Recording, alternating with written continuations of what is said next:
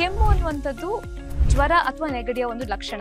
ಜ್ವರ ನೆಗಡಿ ಇದ್ರೆ ಅದ್ರ ಪಾಟಿಗೆ ಕೆಮ್ಮು ಬರುತ್ತೆ ಅಂತ. ಜ್ವರ ಅಂದ್ರೆ ಬೇಸಿಕಲಿ ಇನ್ಫೆಕ್ಷನ್ ಇರುತ್ತೆ. ಕೆಮ್ಮು ಬೇರೆನೇ ಆಗುತ್ತೆ. ಕೆಮ್ಮಿಗೆ ನಾನ್ ಇನ್ಫೆಕ್ಟಿವ್ ಕಾಸಸ್ ಇದಾವೆ, ಇನ್ಫೆಕ್ಷನ್ ಕಾಸಸ್ ಇದಾವೆ. ಯಾವ ಕೆಮ್ಮಿಗೆ ಯಾವ ಕಾರಣ ಅನ್ನೋದು ಪತ್ತೆ ಹಚ್ಚೋದು ವೆರಿ ವೆರಿ ಇಂಪಾರ್ಟೆಂಟ್.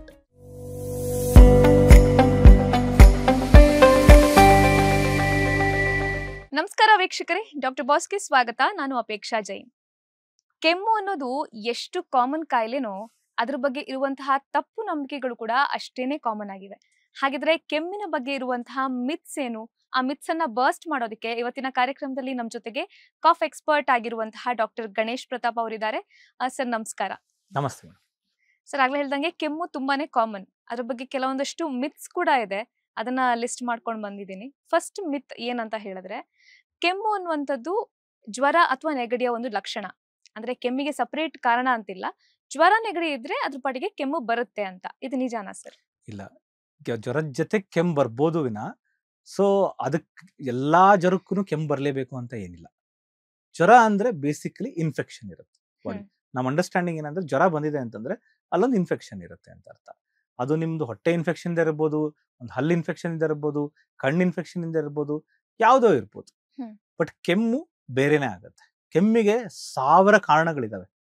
ಸೊ ಕೆಮ್ಮಿಗೆ ನಾನ್ ಇನ್ಫೆಕ್ಟಿವ್ ಕಾಸಸ್ ಇದಾವೆ, ಇನ್ಫೆಕ್ಷನ್ ಕಾಸಸ್ ಇದಾವೆ. ಸೊ ಆಮೇಲೆ ಅಕ್ಯೂಟ್ ಕಾಫ್ ಅಂತ ಹೇಳ್ತೀವಿ, ಕ್ರೋನಿಕ್ ಕಾಫ್. ಕೆಲವೊಂದು ಕೆಮ್ಮುಗಳು ಬರೀ ಒಂದು ವಾರದಷ್ಟೇ ಇರ್ತದೆ, ಕೆಲವೊಂದು ತಲಾಂತರದ ವರ್ಷಾನ್ಗಟ್ಲೆ ಇರುವಂತ ಕೆಮ್ಮುಗಳು ಇರ್ತವೆ.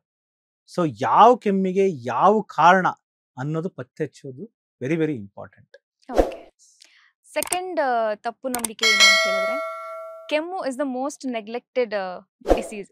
ಅಂದ್ರೆ ಕೆಮ್ಮು ಕಾಣಿಸ್ಕೊಂಡ್ರೆ ಯಾರು ಸಡನ್ ಆಗಿ ಡಾಕ್ಟರ್ ಹತ್ರ ಹೋಗೋಣ ಅಂತ ಯೋಚನೆ ಮಾಡಲ್ಲ. 1-2 ದಿನ ವೇಟ್ ಮಾಡ್ತಾರೆ ಅದ್ರ ಪಾಟಿಗೆ ಅದು ಕಡಿಮೆ ಆಗ್ಲಿ ಅಂತ. ಈವನ್ ಫ್ಯಾಮಿಲಿ ಮೆಂಬರ್ಸ್ ಅಷ್ಟೇ, ಕೆಮ್ತಿದಾರೆ ಅಂದ್ರೆ ಏನಿಲ್ಲ ಅದ್ರ ಪಾಟಿಗೆ ಅದು ಕಡಿಮೆ ಆಗುತ್ತೆ, ಬಿಟ್ಬಿಡು ಅಂತ ಹೇಳ್ತಾರೆ ಸರ್. ಕೆಮ್ಮು ಅನ್ನುವಂಥದ್ದು ಅದ್ರ ಪಾಟಿಗೆ ಅದು ಕಡಿಮೆ ಆಗುವಂತದ್ದ? ಎಸ್, ಇದ್ರ ಬಗ್ಗೆ ಒಂದು ಇಂಪಾರ್ಟೆಂಟ್ ಮಾಹಿತಿ ಏನ್ ಹೇಳ್ಬೇಕಂತಂದ್ರೆ, ಎಷ್ಟೊಂದು ಕೆಮ್ಮುಗಳು ಕಡಿಮೆ ಆಗುತ್ತೆ, ಇಲ್ಲ ಅಂತದಿಲ್ಲ. ತುಂಬಾ ಕಾಮನ್ ಕಾಸಸ್ ಆಫ್ ಕಾಫ್ ಅಂದ್ರೆ ಅಪ್ಪರ್ ರೆಸ್ಪಿರೇಟರಿ ಟ್ರ್ಯಾಕ್ಟ್ ಇನ್ಫೆಕ್ಷನ್. ಈ ಸೋರ್ ಥ್ರೋಟ್ ಆಗಿರ್ಬೋದು, ಲ್ಯಾರಿಂಜೈಟಿಸ್ ಆಗಿರ್ಬೋದು, ಸಣ್ಣ ನೆಗಡಿ, ಶೀತ, ಈ ತರದ ಕೆಮ್ಮುಗಳು. ಈಗ ಫ್ಲೂ ಆಗಿತ್ತು ಅಂತಂದ್ರೆ ಕೆಲವು ಜನಕ್ಕೆ 1 ದಿವಸ 2 ದಿವಸಕ್ಕೆ ಕೆಮ್ಮು ಕಡಿಮೆ ಆಗ್ಬಿಡುತ್ತೆ. ಕರೆಕ್ಟ್. ಒಂದ್ ದಿವಸ 2 ದಿವಸ 3 ದಿವಸದ ಕೆಮ್ಮುಗಳಿಗೆ ಸ್ವಲ್ಪ ಮನೆಯಲ್ಲೇ ಮದ್ದು ಮಾಡಿದ್ರೆ ಸಾಕು. ಕಾಯಿ ಸಾರಿಸಿದ ನೀರು ಕುಡಿಯೋದು, ಅಥವಾ ನಮ್ಮ ಆಹಾರ ಪದಾರ್ಥಗಳಲ್ಲಿ ಇಂಡಿಯನ್ ಸ್ಪೈಸಸ್ ಯೂಸ್ ಮಾಡಿ ಕಷಾಯಗಳನ್ನು ಕುಡಿಯೋದು, ಈ ತರ ಯೂಸ್ ಮಾಡಿದ್ರು. ಆದ್ರೆ ಒಂದು ವಾರದಿಂದನೂ ಕೆಮ್ಮಿದೆ, ಕೆಮ್ಮಿನೊಡನೆ ಜ್ವರ ಇದೆ, ಕೆಮ್ಮು ನಿಮ್ಗೆ ತುಂಬಾ ಸುಸ್ತು ಮಾಡ್ತಾ ಇದೆ ಅಂದಾಗ ಕೆಮ್ಮು ನಿಮ್ಗೆ ಕಾಂಪ್ಲಿಕೇಟ್ ಆಗ್ತಾ ಇದೆ ಅಂತ ಅರ್ಥ. ಅದರಿಂದ ನೀವು ಸಫರ್ ಆಗ್ತಾ ಇದ್ದೀರಿ ಅಂತ ಅರ್ಥ.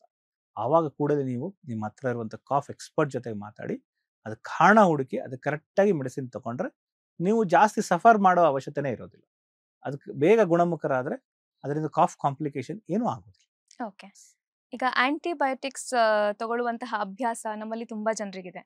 ಸೊ ಕೆಮ್ಮಿಗೂ ಕೂಡ ಆಂಟಿಬಯೋಟಿಕ್ಸ್ ತಗೊಂಡ್ರೆ ಕಡಿಮೆ ಆಗುತ್ತೆ ಅಂತ ನಂಬಿರ್ತಾರೆ. ಸೊ ನಿಜವಾಗ್ಲೂ ಈ ಆಂಟಿಬಯೋಟಿಕ್ಸ್ ಕೆಮ್ಮಿನ ಮೇಲೆ ಪರಿಣಾಮ ಬೀರುತ್ತಾ? ಎಲ್ಲಾ ಕೆಮ್ಮುಗಳಿಗೂ ಆಂಟಿಬಯೋಟಿಕ್ ಬೇಕಾಗೋದಿಲ್ಲ. ಬರೀ ಬ್ಯಾಕ್ಟೀರಿಯಲ್ ಕೆಮ್ಮುಗಳಿಗೆ ಅಷ್ಟೇ ಆಂಟಿಬಯೋಟಿಕ್ ಬೇಕು. ಆಂಟಿಬಯೋಟಿಕ್ ಹೇಗೆ ಆಕ್ಟ್ ಮಾಡುತ್ತೆ?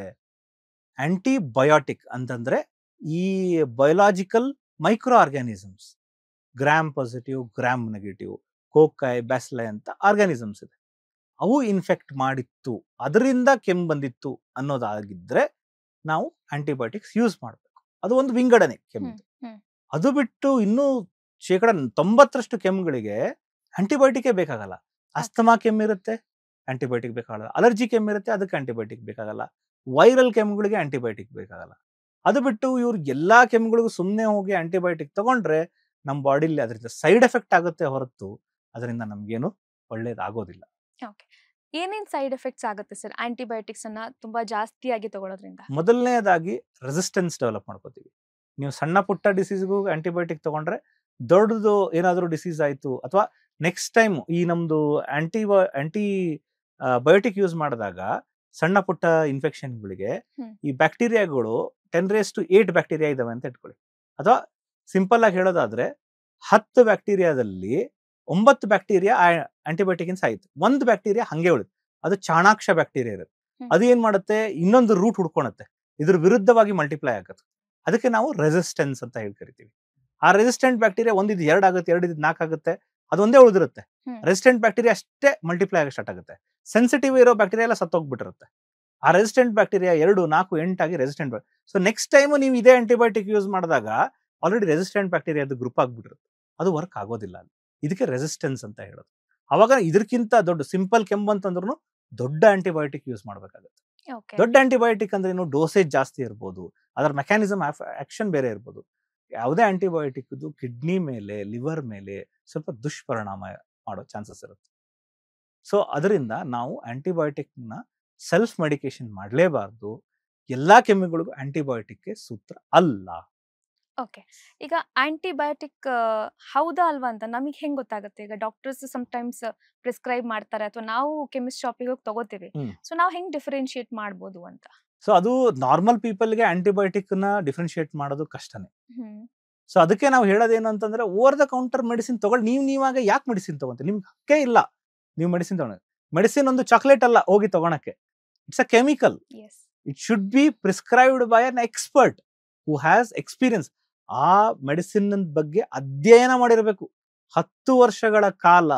ಅದನ್ನ ಪೇಷಂಟ್ ಮೇಲೆ, ಪೇಷಂಟಿಗೆ ಕೊಡೋಕ್ಕಿಂತ ಮುಂಚೆ ಪ್ರಾಣಿಗಳ ಮೇಲೆ ಲೆವೆಲ್ 1, ಲೆವೆಲ್ 2, ಲೆವೆಲ್ 3 ಅದರದ್ದೆಲ್ಲ ಎಕ್ಸ್ಪೆರಿಮೆಂಟ್ ಮಾಡಿ, ಅದು ಅದರಿಂದ ಏನೋ ಸೈಡ್ ಎಫೆಕ್ಟ್ ಆಗುತ್ತಾ ಅಂತ ಅದ್ರ ಬಗ್ಗೆ ತಿಳಿದುಕೊಂಡು, ಅದನ್ನ ಯಾವ ತೊಂದರೆಗೆ ಮಾತ್ರ ಕೊಡೋದು ಮದ್ದನ್ನ, ಅದೇ ತೊಂದರೆಗೆ ಕೊಡುವಂತಹ ಎಕ್ಸ್ಪರ್ಟೇ ಈ ಡಾಕ್ಟರ್ ಅಂತ ಇರ್ತಾರೆ. ಅವರಷ್ಟೇ ಕೊಡ್ಬೇಕು ಆ ಮಾಹಿತಿ, ಅವ್ರಿಗಷ್ಟೇ ಚೆನ್ನಾಗಿ ಗೊತ್ತಾಗುತ್ತೆ. ನಿಮ್ಗೆ ಆ ಮಾಹಿತಿ ಬೇಕು ಎಲ್ಲ ಅಂತಂತಂದ್ರೆ ನೀವು ಮತ್ತೆ ಅದನ್ನ ಅಧ್ಯಯನ ಮಾಡ್ಬೇಕಾಗುತ್ತೆ. ಸೊ ನಾನು ಸಿಂಪಲ್ ಆಗಿ ಹೇಳೋದೇನು ಅಂತಂತಂದ್ರೆ, ನೀವು ಮೆಡಿಸಿನ್ ಆಂಟಿಬಯೋಟಿಕ್ ಇದನ್ನ ತಗೋಬಾರ್ದು. ನೀವು ಯಾವುದೋ ಮೆಡಿಸಿನ್ ತಗೋಬಾರ್ದು. ಮೆಡಿಸಿನ್ ಅನ್ನೋದನ್ನ ಒಬ್ಬ ಎಕ್ಸ್ಪರ್ಟ್ ನಿಮ್ಗೆ ಕೊಡಬೇಕು. ಕೆಮ್ಮಿನ ಕುರಿತಾಗಿ ಹಾಗೆ ಆಂಟಿಬಯೋಟಿಕ್ಸ್ ಎಷ್ಟು ಡೇಂಜರಸ್ ಅನ್ನೋದ್ರ ಬಗ್ಗೆ ಮಾಹಿತಿಯನ್ನು ತಿಳಿಸಿಕೊಟ್ರಿ ಸರ್, ಧನ್ಯವಾದ.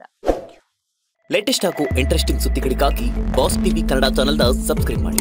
ಹಾಗೆಯೇ ಬೆಲ್ ಐಕಾನ್ ಪ್ರೆಸ್ ಮಾಡಿ. ಇದರ ಜೊತೆಗೆ ಫೇಸ್ಬುಕ್, ಇನ್ಸ್ಟಾಗ್ರಾಮ್, ಎಕ್ಸ್ ನಲ್ಲೂ ಮಿಸ್ ಮಾಡದೆ ಫಾಲೋ ಮಾಡಿ.